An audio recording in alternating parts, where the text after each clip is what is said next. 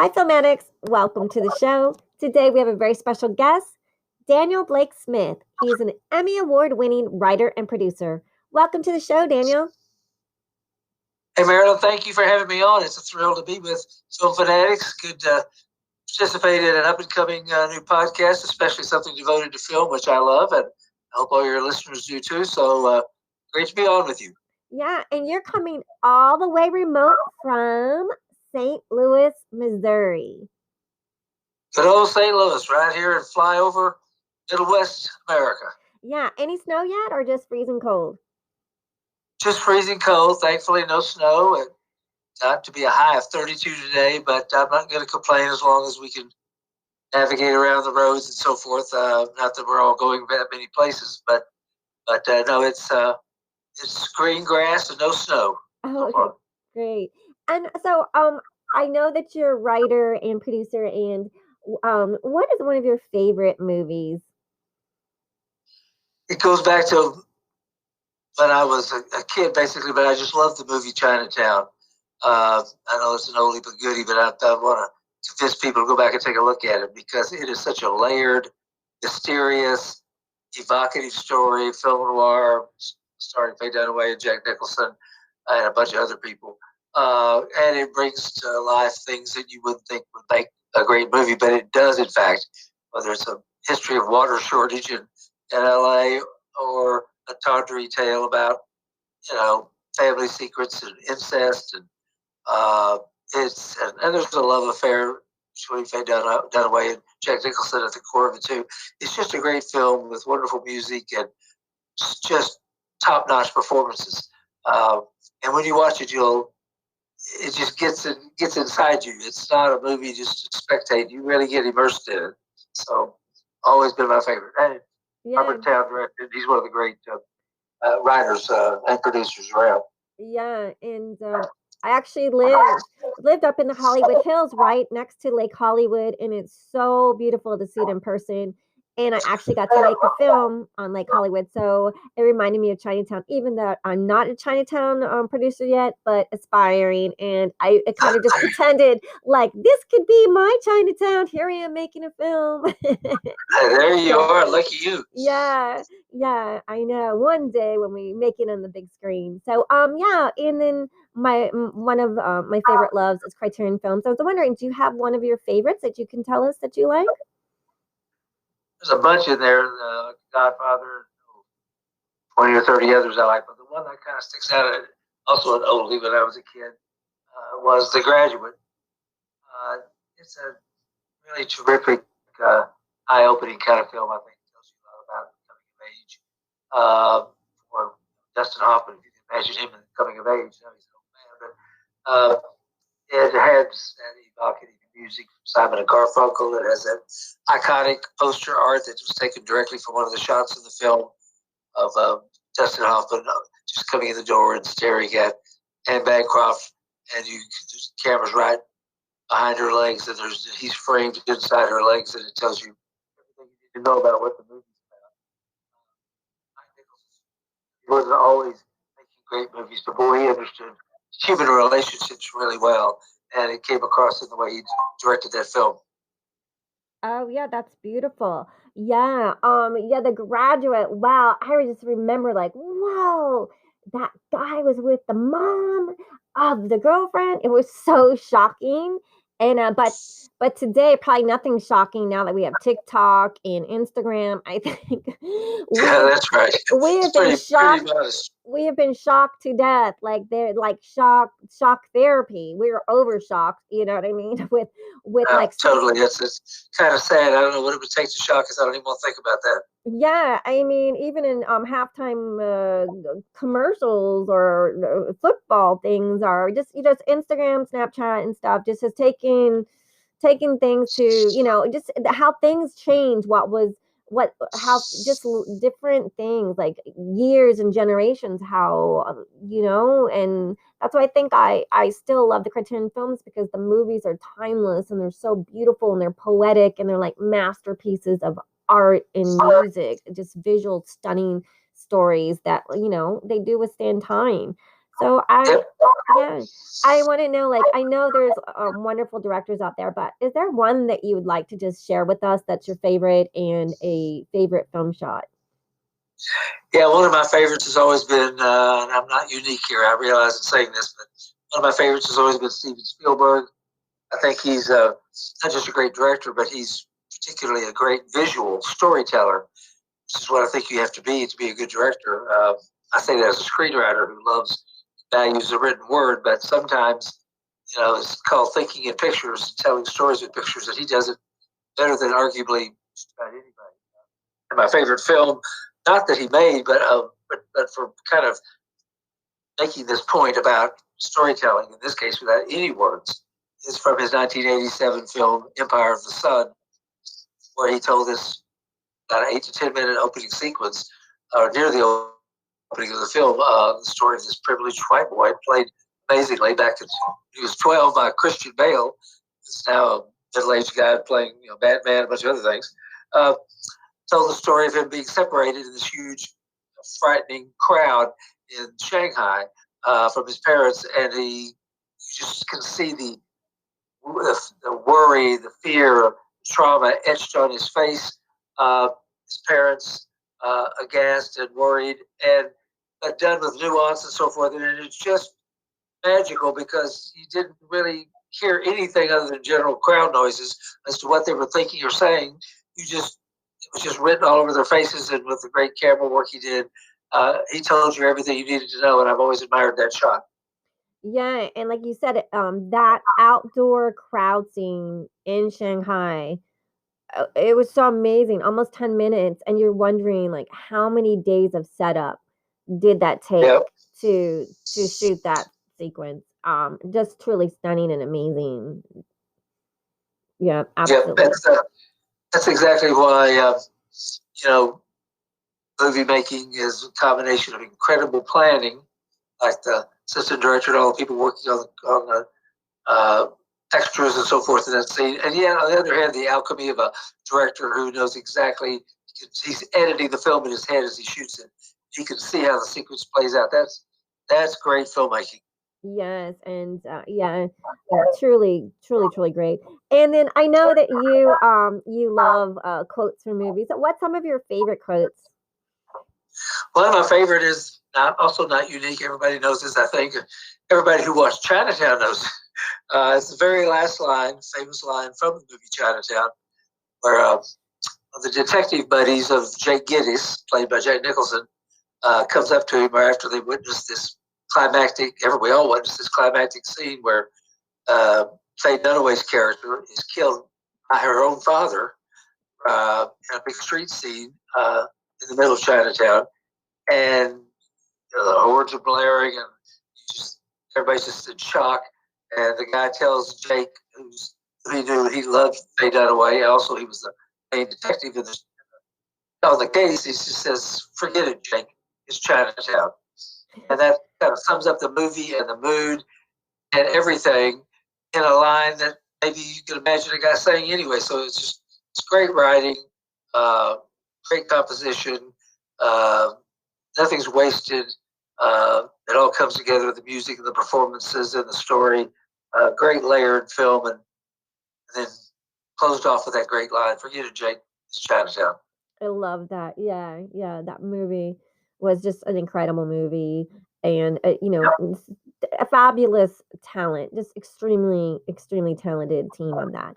And I wanted the audience to know, can you tell us when you were doing the production of your Emmy-winning history film that you wrote and produced called Alamance? Can you tell us about that? Alamance, yeah, in North Carolina, yeah.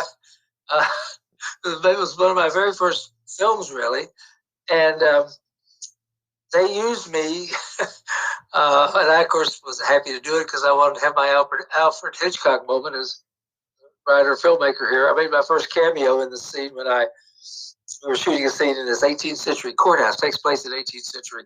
This uprising, revolt in North Carolina against the British in the 18th century. There was this courthouse scene, and it was a really period courthouse. It looked really great, except of course they had lighting and stuff mostly hidden, but there was a couple of light switches that they needed to have hidden because obviously that didn't work with the 18th century. So they made me stand dressed out like an 18th century gentleman, standing always in front of these series of light switches to cover up the discontinuity of the 18th, 20th century.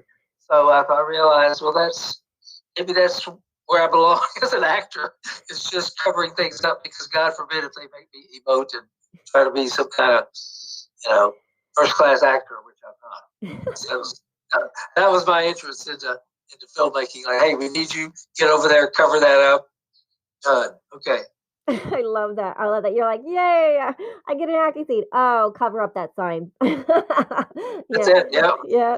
Yeah, I can relate. Like, just all, like, on most indie filmmakers probably all experience some of Steve Buscemi's Living in Bolivian. I remember when I saw that movie, Living in Oblivion with Steve Buscemi, all the things that go wrong on the set, and I go, oh my gosh, indie filmmakers, we experience it all. But that is just, it just reminds me, but it's priceless and classless. But your film came out spectacular and the story was amazing, and congratulations on your Emmy nomination for that.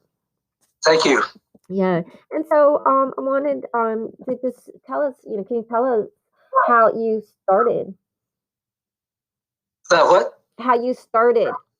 Oh, how I started. Well, uh, I started out in the world of history. That's why I made Alamance my first film, and actually devoted a number of projects to documentaries in the early going because I was a history professor at the University of Kentucky for many years. And I believed then and still believe now that sometimes you don't have to make up the great stories. They're all there in real experiences people have had. You don't really have to be that inventive all the time. Some of the best stories don't need to be, concocted. And so I wrote plays. Originally, as a playwright. Some of them I wrote a play about Benjamin Franklin, about Anne Hutchinson, this 17th century mystic woman who was very revolutionary. And then I got into documentary filmmaking through an agent I had that got me to do a film about Edgar Allan Poe, which we got Philip Glass to do the music for, and Rene Auberjonois was in it, and guy from Home Alone, John Hurd was in it, and it premiered on American Master Series, so that was cool. And then I moved into some other documentaries with working a couple of times with James Earl Jones.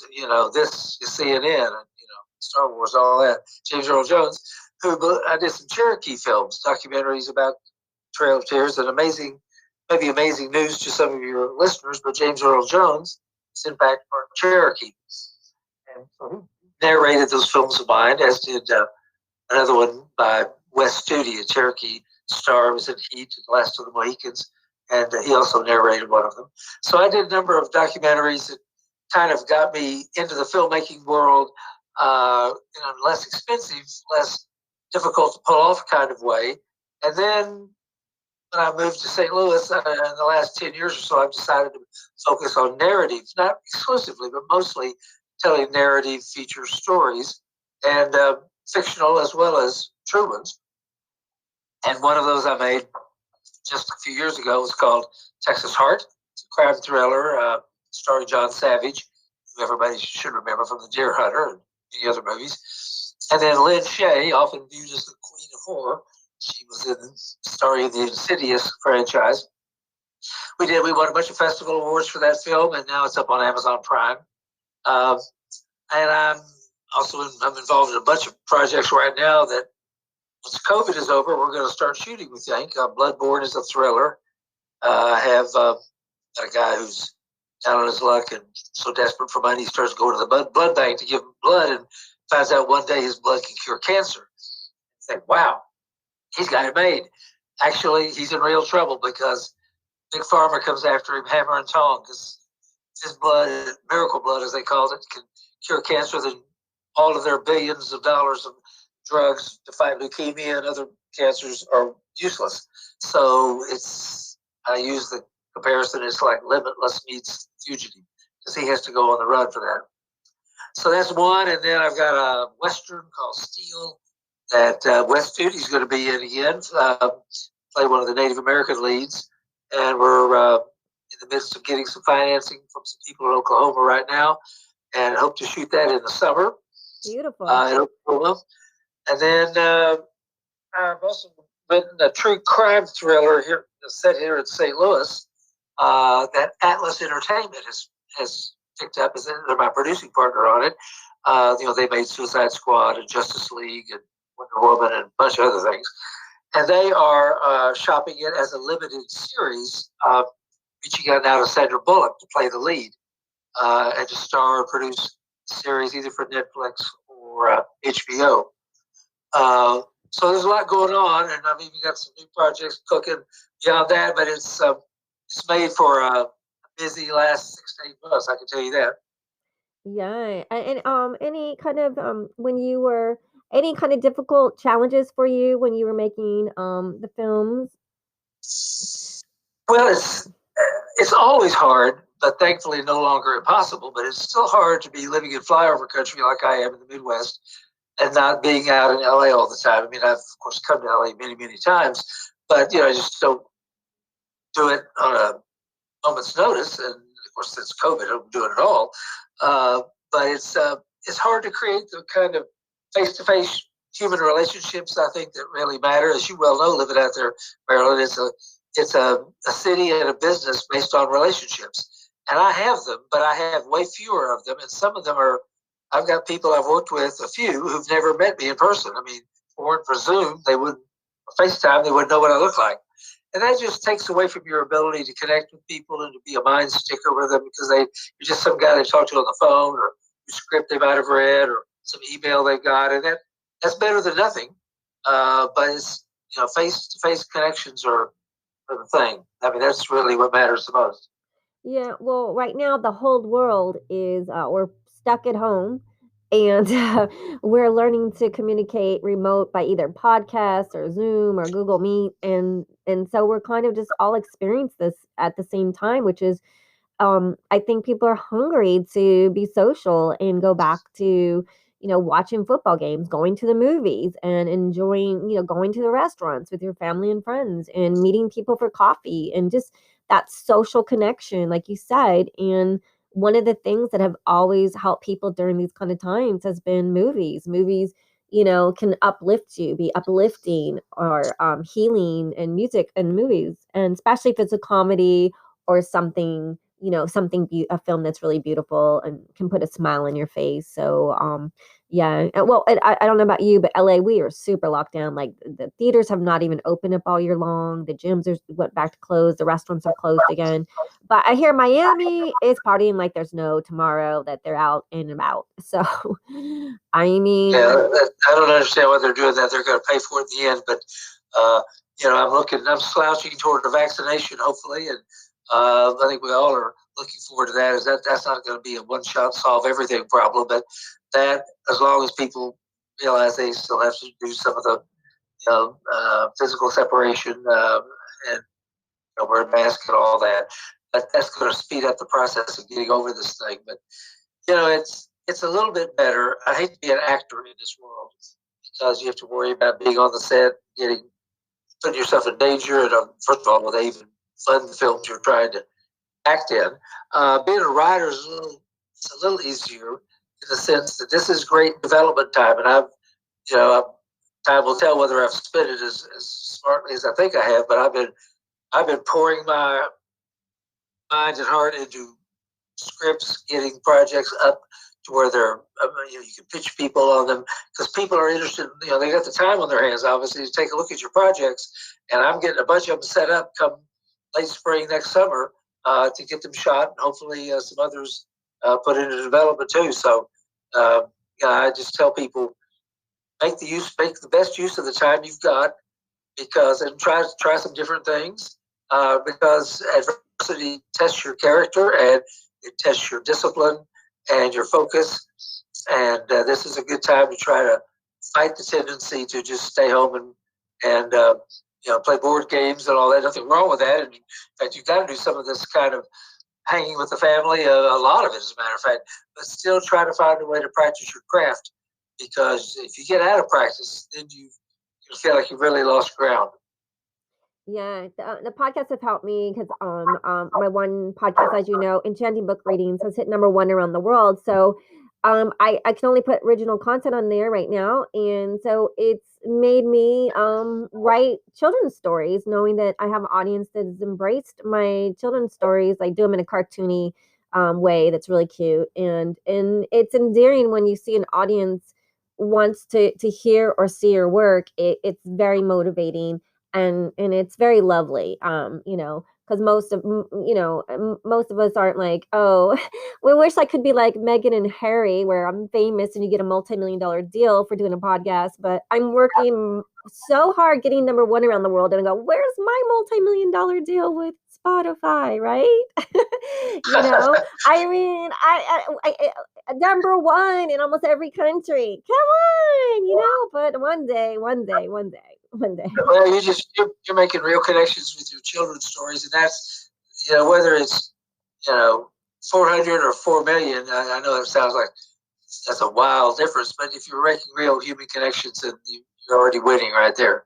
Yeah, but my landlord wants the rent money too. There you go. So nothing wrong with that. Yeah, we always take donations from our listeners, so thank you if you do. And also, can you tell us some funny stories on the set while filming?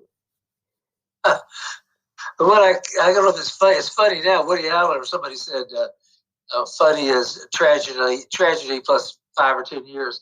Well, it wasn't tragedy, but I was so irked at myself at this particular moment. We were shooting my thriller, Texas Heart, in all places of Charleston, Mississippi. We're in Mississippi because of the tax credits, even though the story was set in Texas.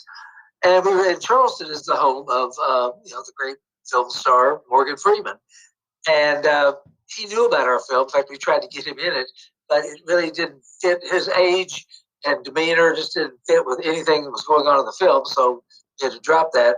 But at any rate, toward the end of the shoot, I guess he called us on a Friday night and said he had a golf tournament the next day, and somebody told him I love to play golf, and he gave me a call and said, would I like to come join his foursome in a round of golf? And normally I would have said, I'll be up there right now. Can't wait. Can't wait to shoot. Yeah, I think everyone's going to drop. Morgan Freeman. Yeah. This is a sad commentary, but even studio people probably do this sometimes. It just so happened at the moment he called me, we were all in the middle of a massive, frantic, last-minute set of cuts and revisions to the script. In fact, we had to make some cuts because we couldn't finish the film on time if we didn't.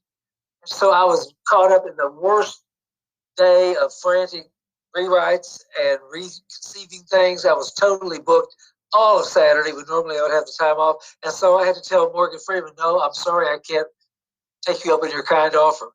And to this day, it's just a lesson learned in how you can never predict what's going to happen in the movie business. Oh, well, I hope that you'll get to play with golf with him one day. Oh, but yeah, yeah, but a true producer Yeah. got your film in the can and finished. So great job. That's right.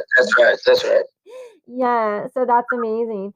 So yeah, so you said you've been writing a lot, and I'm wondering, have you been what's the biggest thing that like you've missed during COVID? Like, going out. Like, is there a restaurant or a bar that you would go with your friends, and that's where you would just enjoy your social time? Yeah, it's both parts of the day. The morning, when I'd love to be at some of my off sort of unknown coffee places, as well as sometimes Starbucks.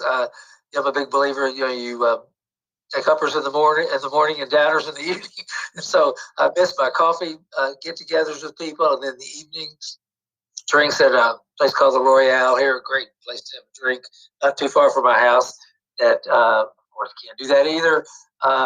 And the closest thing I've come up with, which is poor substitute, but it tells you the world we're in right now.